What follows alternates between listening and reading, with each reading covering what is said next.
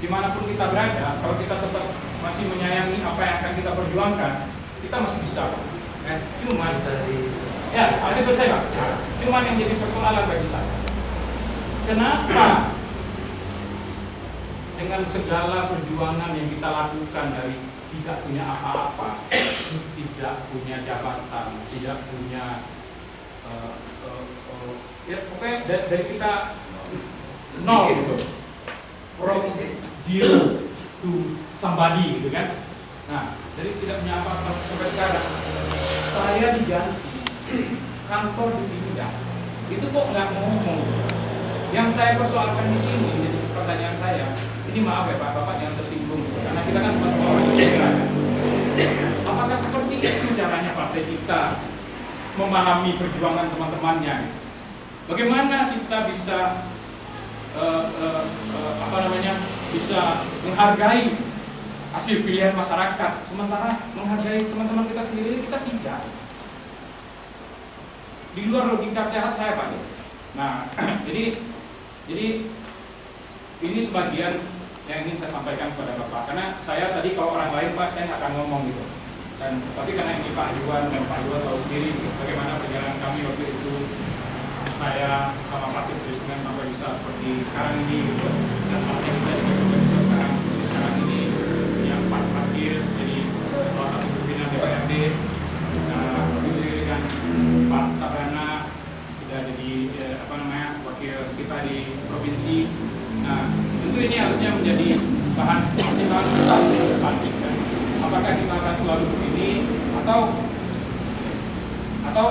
ini akan menimbulkan kekecewaan dari teman-teman ini. Intinya Pak, yang pertama tadi adalah yang tentang surat yang telah dibikin oleh teman-teman itu. Mungkin Bapak sudah terima, tapi kalau belum, kami masih punya fotokopiannya. Nah, terus yang kedua Pak, ini yang paling penting Pak. Tapi saya hanya karena di sini kan Pak Sekretarisnya nggak ada Pak. Tapi saya penting ini menyampaikan ini melalui Pak Sekretaris DPJ. Karena ini menyangkut tentang moral partai kita, Partai Gerindra. Beberapa hari yang lalu itu ada informasi yang kebetulan saya baca di koran.